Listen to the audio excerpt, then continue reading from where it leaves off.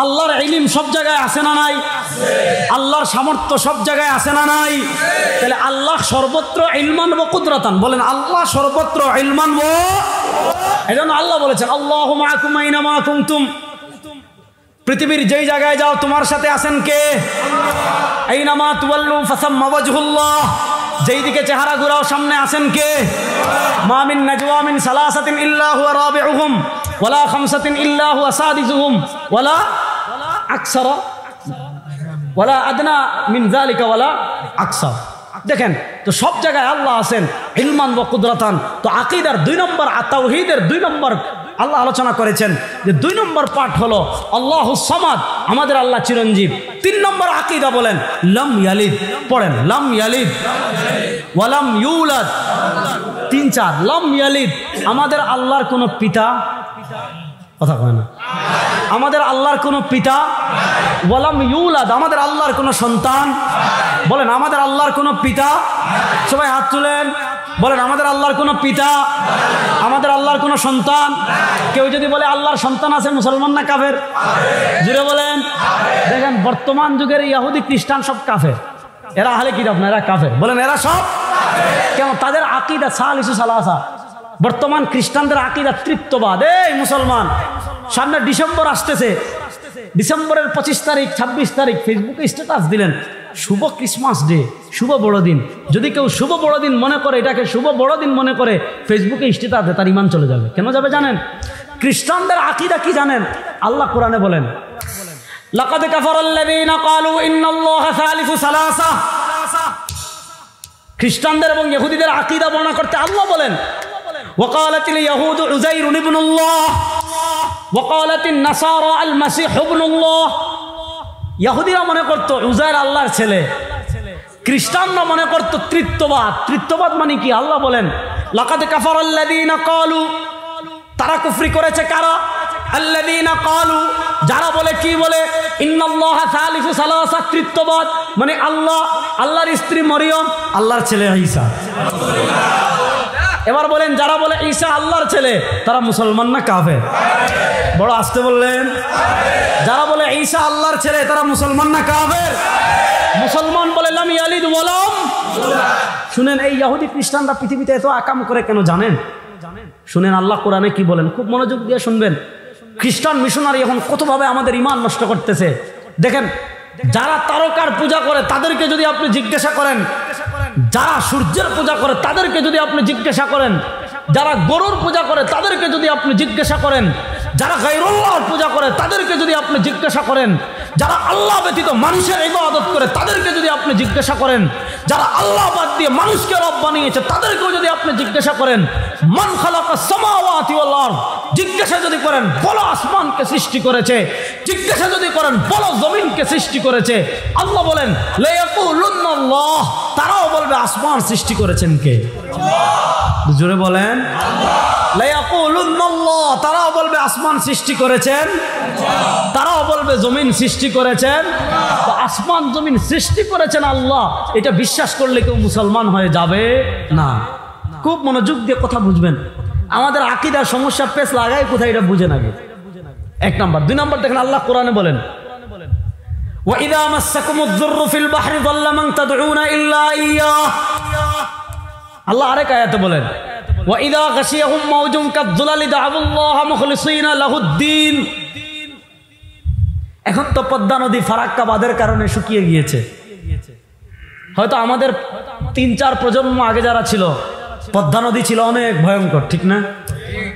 আচ্ছা পদ্মা নদীর কথা বাদ দেন, আপনি বঙ্গোপসাগর, আল্লাহ রাব্বুল আলামিন আবু জাহেলকে নিয়ে মস্কারি, মানে আমাদের শাব্দি করতে মস্কারি না। আল্লাহ বলেন এই তোরা যে লাত মূর্তির পূজা করস, তোরা যে মানাত মূর্তির পূজা করস, তোরা যে হুবালের পূজা করস, তোরা যে উজ্জার পূজা করস, আচ্ছা তোরা যে এগুলার পূজা করস ইবাদত করস, আচ্ছা বল এই আবু জাহেল বল, এই উতবা বল, এই সাহেবা বল, এই মুগীরা বল, হে পৃথিবীর তাবৎ কাফেরেরা তোমরা বলো আল্লাহ পৃথিবীর তাবৎ দুনিয়ার যত কাফের, দুনিয়ার যত মুশরিক, দুনিয়ার যত বেঈমান, দুনিয়ার যত অবিশ্বাসী, যারা আল্লাহর রব মানে না, আল্লাহর ইবাদত করে না, আল্লাহর ইলাহিয়ত মানে না, আল্লাহর রুবুবিয়ত মানে না, আল্লাহর হাকিমিয়ত মানে না, তাদেরকে আল্লাহ বলেন, শুনো, ওয়া ইযা মাসসাকুমুদ-দুররু ফিল বাহরি, এই বাটপারের দল, তোরা যখন সমুদ্রে সফর করিস, আর সমুদ্রে যখন নৌকা সমুদ্রের মাঝে যায়, জাহাজ যখন সমুদ্রের মাঝে যায়,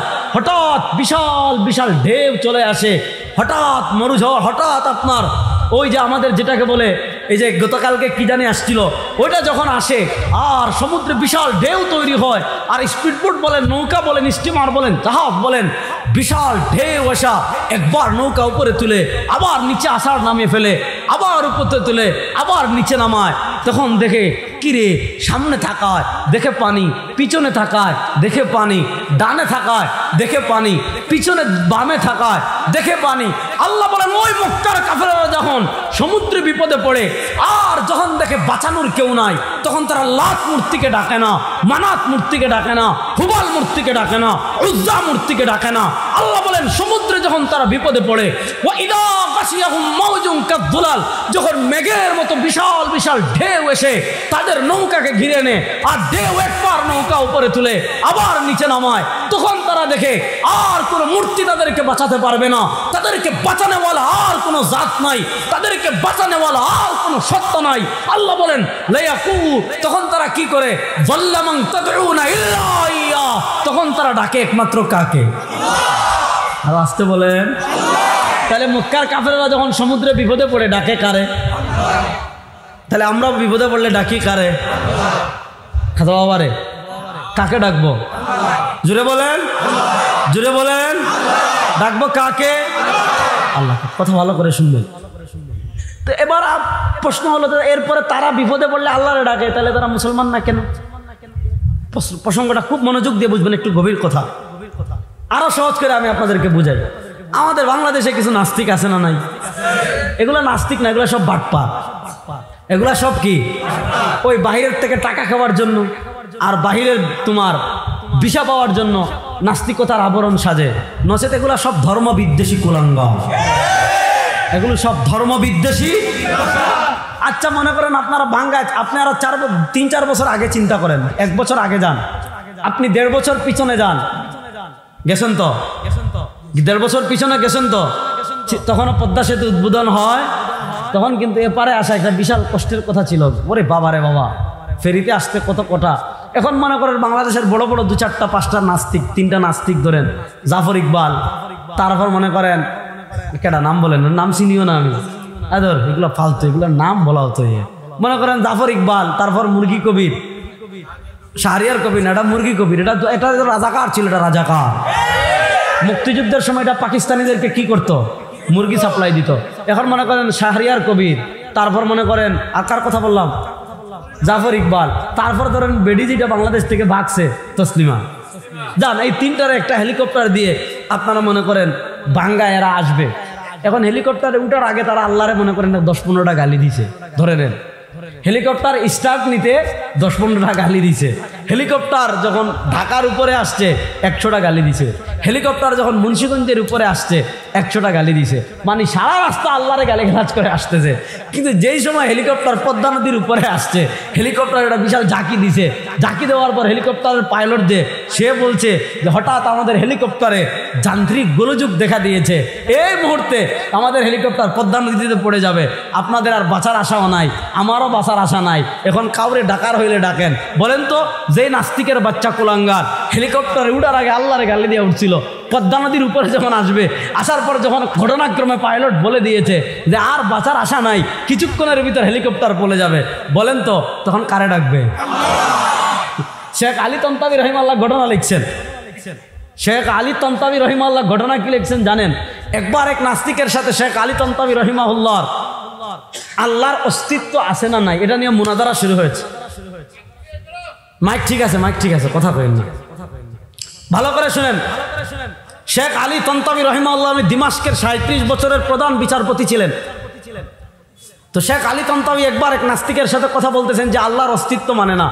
শেখ আলী তন্তাবী রহিমাহুল্লাহ যখন আল্লাহর অস্তিত্বের ইলমুল কালাম যুক্তি দিয়ে দলিল দিচ্ছেন, ওই নাস্তিক যখন পারতেছে না, তখন বলতেছে আল্লাহর নামে কসম করে বলতেছি আল্লাহ নাই। বুঝছেন? যে আল্লাহর নামে কসম করে বলতেছি আল্লাহ, তখন তিনি হেসে দিলেন যে ভাই তোর সাথে আমার আর বিতর্ক করার কোনো কি নাই দরকার।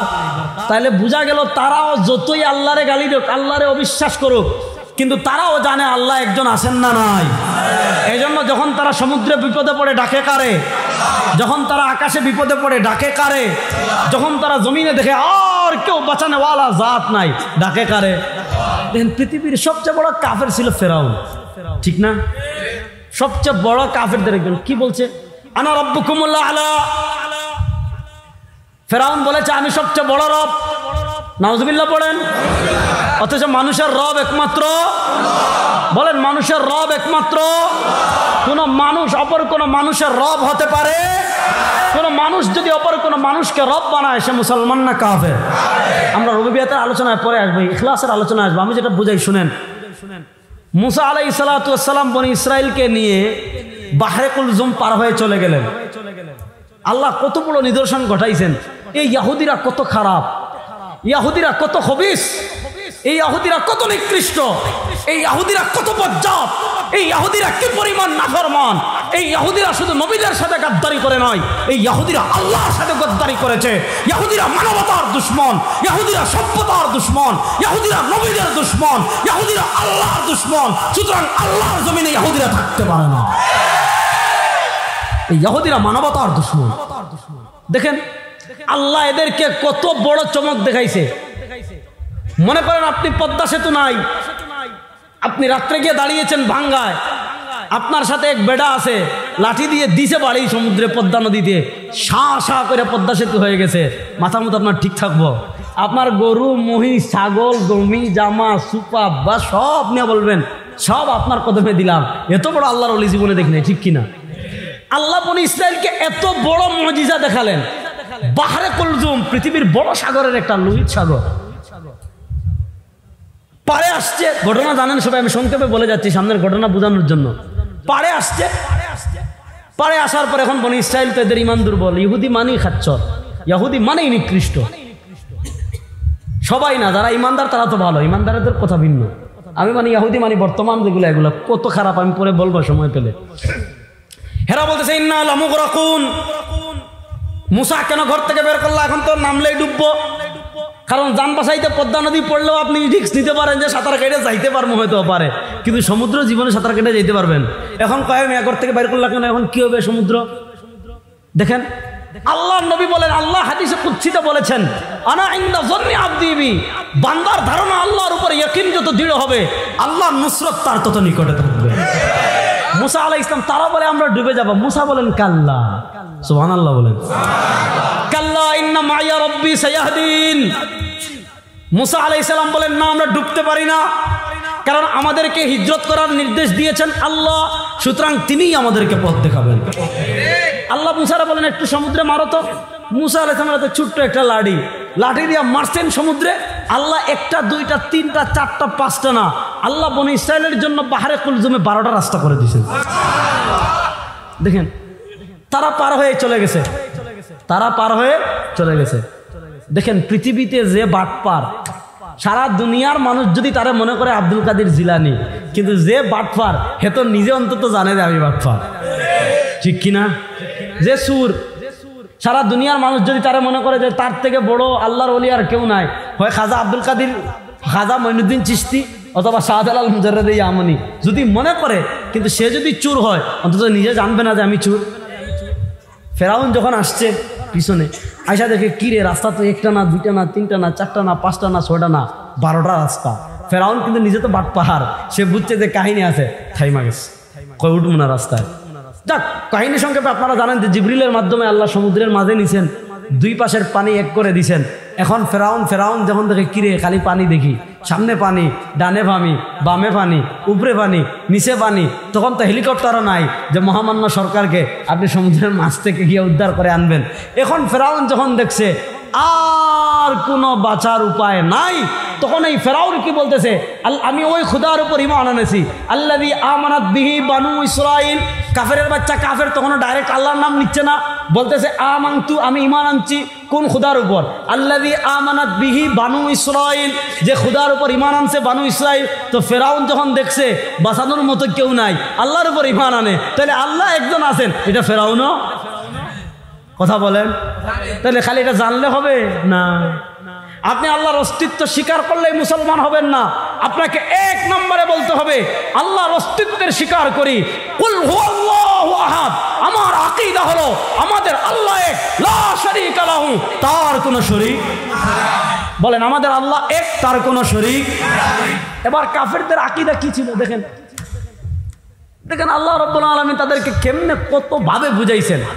দেখেন আল্লাহ বলেন, আচ্ছা তোমরা যে লাতের পূজা করো, মানাতের পূজা করো, হুবালের পূজা করো, উজ্জার পূজা করো, মানুষের বানানো মূর্তির পূজা করো, খেজুর দিয়ে মূর্তি বানাই ইবাদত করো, কাঠ দিয়ে মূর্তি বানাই ইবাদত করো, তারকার ইবাদত করো, সূর্যের ইবাদত করো, আল্লাহ কি বলেন শুনেন। আল্লাহ বলেন শুনো, তোমরা যে এগুলার ইবাদত করো, আল্লাহ কেমনে ইলমুল কালাম যুক্তি দিয়ে আল্লাহ তাদেরকে বুঝাচ্ছেন। আচ্ছা এই যে মূর্তিগুলার তোমরা ইবাদত করো, বলো আল্লাহুল্লাযী খালাকাকুম, তোমাদেরকে পৃথিবীতে সৃষ্টি করেছেন কে? বুঝেন আপনারা আল্লাহর নামে তো আসতেন, কারণ কি? আমাদেরকে সৃষ্টি করেছেন কে? জোরে বলেন, আমাদেরকে সৃষ্টি করেছেন কে? সুম্মা রাযাকাকুম, আমাদেরকে রিজিক দেন কে? সুম্মা ইউমীতুকুম, আমাদেরকে মৃত্যু দিবেন কে? সুম্মা ইউহয়ীকুম, মৃত্যুর পর আবার আমাদের পুনরায় জীবিত করবেন কে? আল্লাহ কাফেরদেরকে বলেন, আচ্ছা আমি তোমাদেরকে সৃষ্টি করলাম, আমি রিজিক দিলাম, আমি মৃত্যু দিব, আমি মৃত্যুর পর আবার জীবন দিব। আল্লাহ বলেন হাল মিন শুরাকাইকুম মান ইয়াফআলু যালিক। ও আবু জাহাল, ওই দুনিয়ার কাফেরেরা, তোমরা যারা আল্লাহর সাথে শিরিক করো, যে মূর্তি দিয়ে শিরিক করো, মূর্তি তোমাদেরকে সৃষ্টি করতে পারবে, রিজিক দিতে পারবে, জীবন দিতে পারবে, বাঁচিয়ে রাখতে পারবে, মৃত্যু দিতে পারবে, মৃত্যুর পর পুনর্জীবন দান করতে পারবে, এই সবগুলো করেন একমাত্র কে? আল্লাহ বলেন হাল মিন শুরাকাইকুম মান ইয়াফআলু যালিক। তোমরা যাদেরকে আল্লাহর সাথে শরীক করো, তারা কেউ এগুলা করতে পারবে না। এজন্য আল্লাহ এক। এখন এক আল্লাহর বিপরীত কোন আকীদা লালন করার নাম শিরক। বলেন এক আল্লাহর বিপরীত কোন আকীদা লালন করার নাম, বলেন এক আল্লাহর বিপরীত কোন আকীদা লালন করার নাম। এবার মক্কার কাফেরেরা আল্লাহ মানতো, কিন্তু এক আল্লাহ মানতো না। এবার কেউ বলে আল্লাহ মানি, কিন্তু আল্লাহ একজন না, আল্লাহ একাধিকজন। আল্লাহ মানি, কিন্তু আল্লাহর পাওয়ার ভাগ হয়ে গিয়েছে।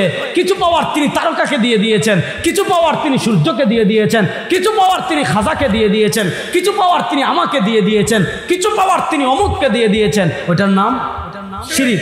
বলেন ওটার নাম আল্লাহ।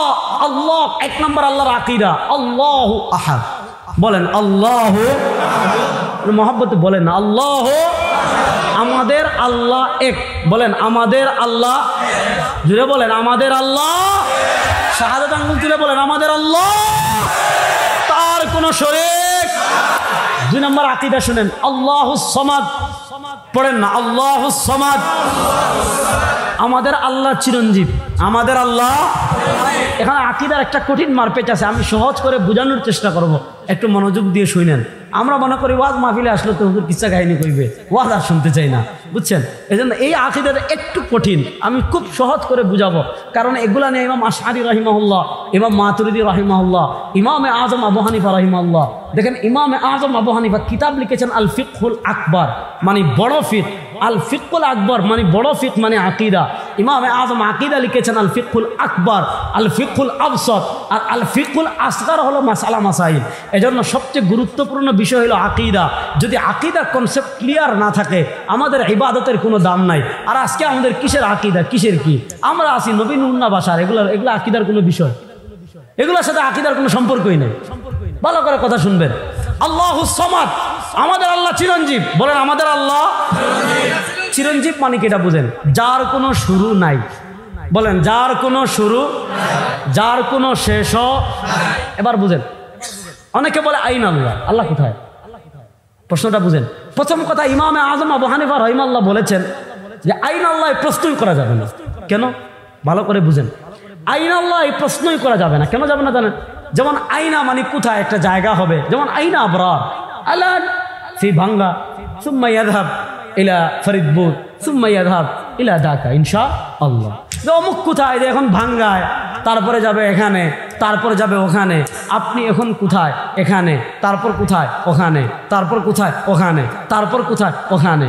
জায়গা আমাদের অবস্থানের জন্য, আমাদের অস্তিত্বের জন্য আমরা জায়গার মুখাপেক্ষী, বুঝেন?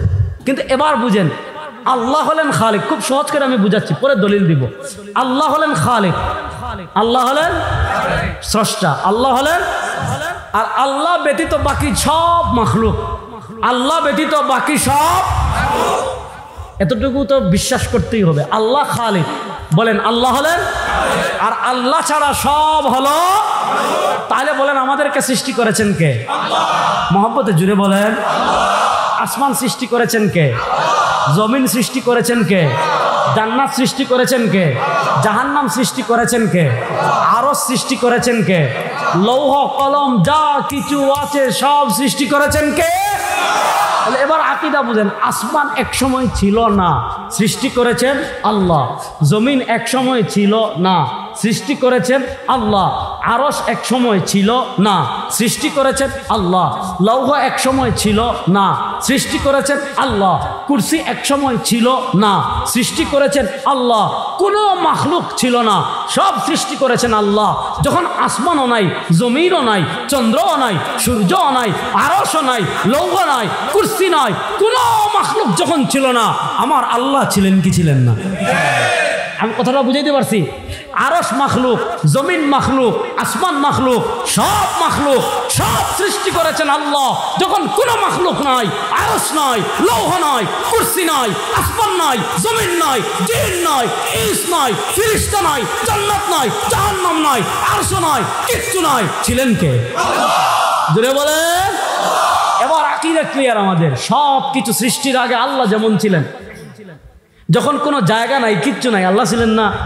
এজন্য আল্লাহ তার অস্তিত্বের জন্য কোনো জায়গার মুখাপেক্ষী না। বলেন আল্লাহ রাব্বুল আলামিন তার অস্তিত্বের জন্য কোনো জায়গার মুখাপেক্ষী। এজন্য আহলুস সুন্নাহ ওয়াল জামাআর আকীদা হলো আল্লাহ মাওজুদ বিলা মাকান। আল্লাহ তার অস্তিত্বের জন্য কোনো জায়গার মুখাপেক্ষী না। কেন? যখন কোনো জায়গা ছিল না, আমার রব তখন ছিলেন কি ছিলেন না? তখন তিনি যেমন ছিলেন, এখনো তিনি তেমন আছেন। আবাদুল আবাদ আমার আল্লাহ তেমন থাকবেন। আল্লাহুস সামাদ। বলেন আল্লাহুস। এবার যারা আকীদার বাটপারি করে, তারা আপনাদেরকে একটা হাদিস দিয়ে ধোঁকা দিবে। কি হাদিস? মুসলিম শরীফে একটা বাদীর ঘটনা আছে, ভালো করে শুনবেন। যে এক বাদীকে তার মালিক নিয়ে আসছে রাসূলুল্লাহ সাল্লাল্লাহু আলাইহি ওয়াসাল্লামের কাছে আযাদ করার জন্য। রাসূলুল্লাহ সাল্লাল্লাহু আলাইহি ওয়াসাল্লাম পরীক্ষা করলেন তার ঈমান আছে কিনা। রাসূল সাল্লাল্লাহু আলাইহি ওয়াসাল্লাম জিজ্ঞাসা করলেন আইন আল্লাহ, আল্লাহ কোথায়? সে জবাব দিয়েছে ফিস সামা। ঠিক আছে না, যে আসমানে। বলছে মান আনা, আমি কে? বলছে আপনি আল্লাহর রাসূল। আল্লাহ নবী সাল্লাল্লাহু আলাইহি ওয়াসাল্লাম বললেন আতিকহা ফা ইন্নাহা মুমিনা, আজাদ করে দেন, সে মুসলমান।